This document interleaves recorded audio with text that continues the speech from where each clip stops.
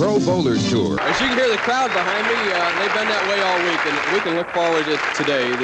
The lanes, as you say, have been in excellent condition. This is one of the highest scoring tournaments in PBA history. And when you put the players, the 5 players we have today, on one single pair of lanes, I think they can get zeroed in and probably produce the highest scores we've seen in the last 5 years on national television.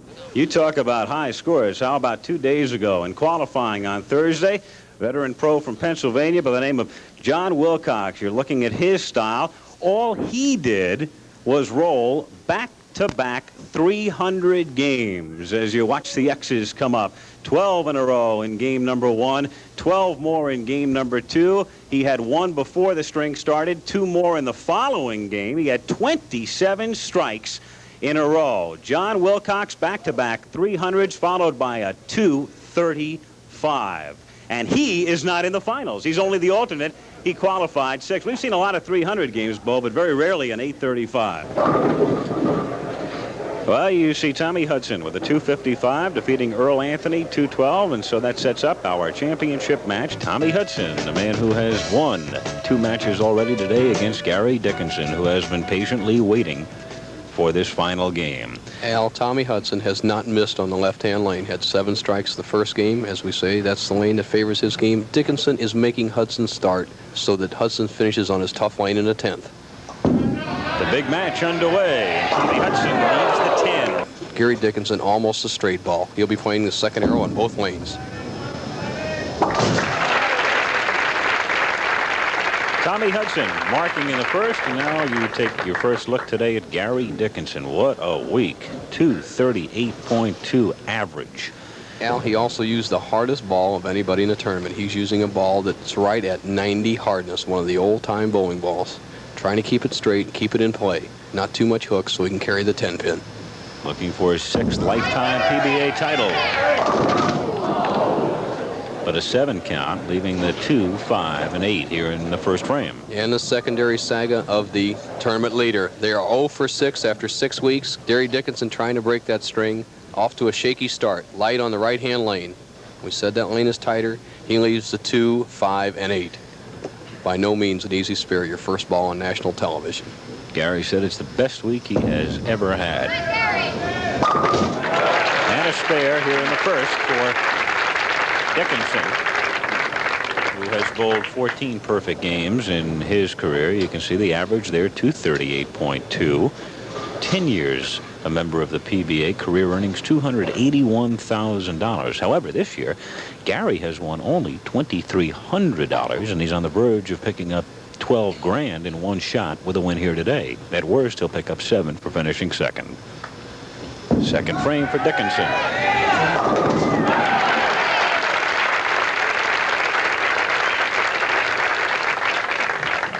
And we see the style of Gary Dickinson that we recorded earlier. And notice how he locks his elbow. He's a tall man, but watch this great swing and follow through. See, he never breaks his elbow, even on the follow through. What a tremendous habit and a lesson to learn. That is the ideal way to do it. Here's live, Tommy Hudson. Frame 2.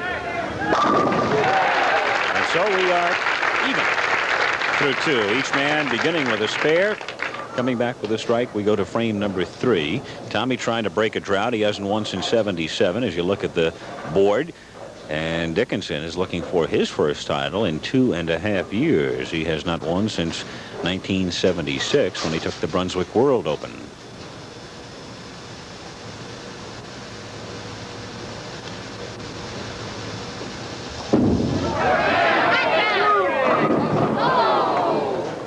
Too wide, too much hook. You can see Tommy indicating to himself that his elbow came out and his arm went around a little bit.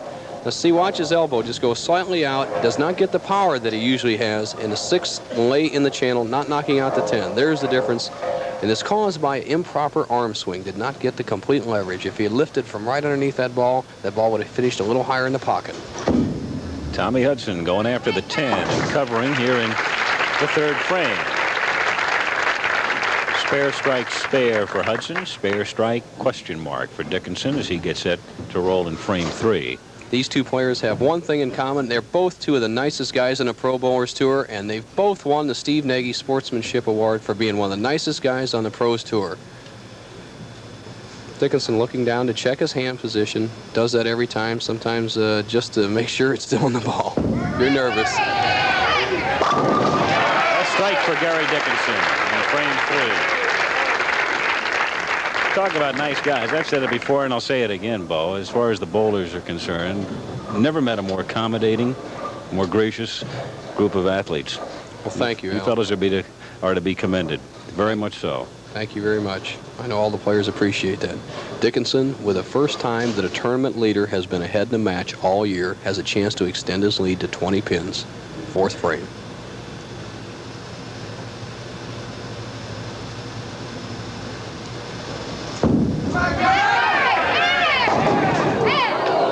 Remarkable athlete. All-American in high school in basketball in Oklahoma. Excellent skier. Fourth frame.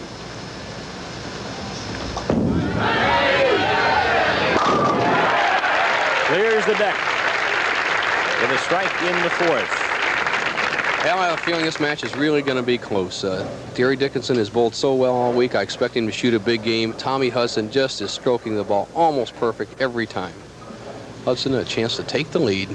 Strike working. Fifth frame. Our live coverage from Sterling Heights, just outside Detroit.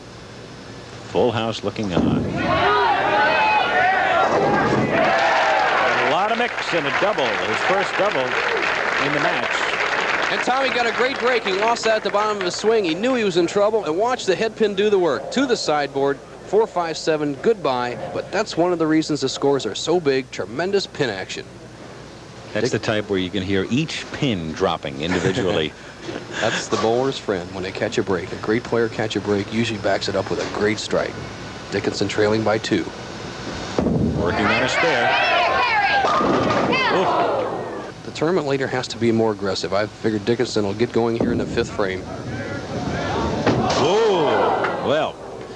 A spare that's given everybody trouble all week, Al. Tommy Hudson now has a door that is wide open as Dickinson puts one into the channel. Watch the ball sliding by. This lane is tighter all the way across. And the spare that has given everybody trouble, why, Al, is because they know the lanes are finishing a lot, and they've missed it 2 or 3 times on the left during the week. They become a little apprehensive. They throw the ball a little wide, a little too hard. Dickinson paid the penalty, has dug himself a real ditch here. He's trailing by 14.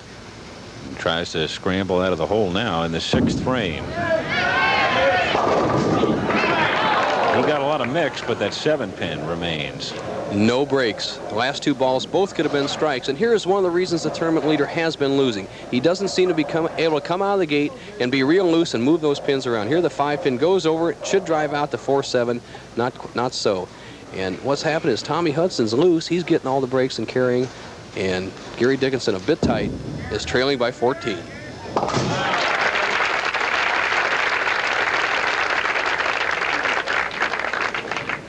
So now Tommy Hudson working on a double in the 6th frame.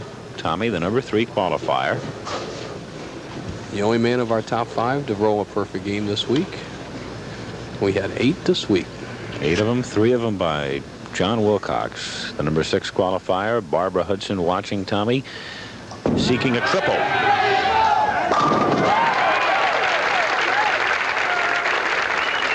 24-pin lead now for Tommy Hudson. And the first bit of emotion showed by Tommy Hudson. Threw a great shot on the right-hand lane. A little extra loft, cut the hook down, solid in the pocket, extended his lead to 24. He's up on his good lane.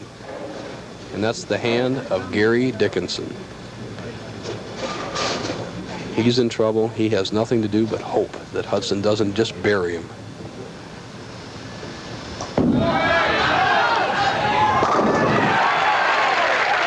Hope left. Tommy Hudson has moved out to a 34-pin advantage as he has reeled off 4 consecutive strikes. If my man Dickinson, who is a man I picked to break the string of tournament leaders losing, is going to do anything at all, he has to begin pressing Hudson here. Almost a must situation. He strike out. Best he could bowl is 236. Has to get it going in these next couple of frames.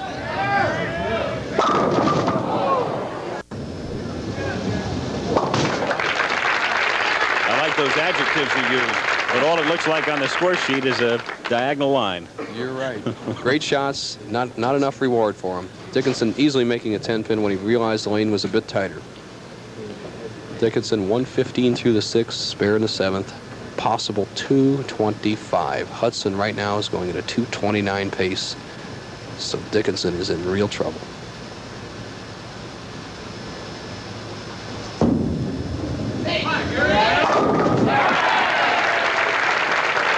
That's the first strike that Gary has picked up since the third frame, and only his third of the match.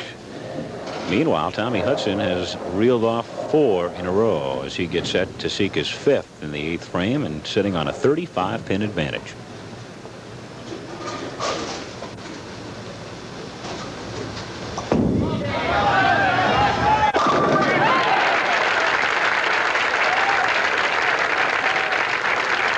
For all practical intents and purposes, that ought to do it. Not officially yet, however. Powerful Tommy Hudson, 6 foot, 195, tremendous arm swing, but the most important thing is watch the knee bend and the wrist action. See that hand rotate completely around the ball, and here's Tommy. He knew he threw a great shot.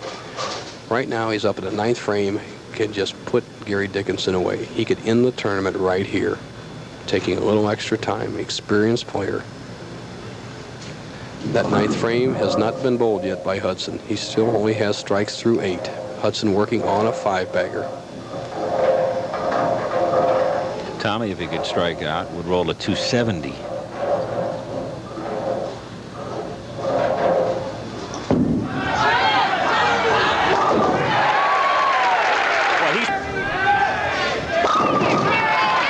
And there you see the difference, Al, of a nice, loose, relaxed shot. We said before that a man comes in after sitting over there an hour. It's very difficult. Gary Dickinson is nice and relaxed.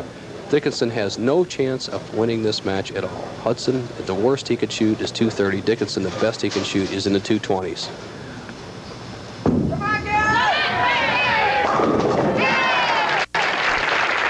See how that pins fall, Al? It's just amazing. Those pins know if you're squeezing the ball or nice and relaxed. Gary a bit dismayed. Still can shoot a 225. All Hudson has to do is show up in the 10th frame, stay behind the foul line. So once again, as Bo mentioned, the tournament leader having his problems. And it's somebody else who will pick up the win. But Dickinson closing with a flourish. Same shot that in the 6th frame, Dickinson left the 7-pin on. It's just amazing when you relax. Watch the replay here. 5-pin going over this time and getting the 7.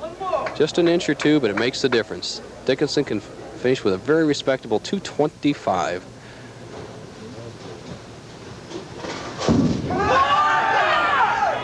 And he does. 225 for Gary Dickinson. But too little, too late as he runs up against some very tough opposition. Hudson taking a little time. We've said that he has the tournament well in hand, but he does have to stay behind the foul line. He can't, there's all sorts of possibilities. Right. He's an experienced player. Doesn't want to hit his ankle. Doesn't want to foul. Doesn't want to clip 3 off the right. Just keep the ball on the lane, and he is the winner. The 7th consecutive week that the tournament leader's dilemma continues. Like pitching the 9th inning with a 17-1 lead. That'll make it official. Tremendous performance by both players. Gary Dickinson did not get the breaks in the 5th, 6th, and 7th frames. He put every ball in the pocket. So Tommy Hudson has wrapped it up, winning all 3 of his matches today. And Tommy with a possible 270. And with one more strike, he'll wind up with a 270.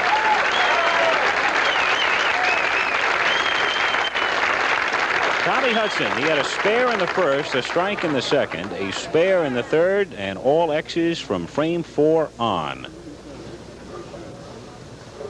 Trying to close it with 9 in a row. 270.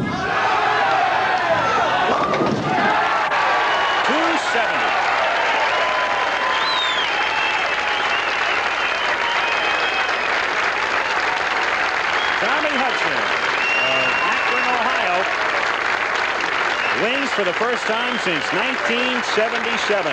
Al, it's a well-deserved victory, too. There's a man who trains hard, works hard, and finally came his way. He finally got the breaks. A tremendous 270 to Gary Dickinson's 225.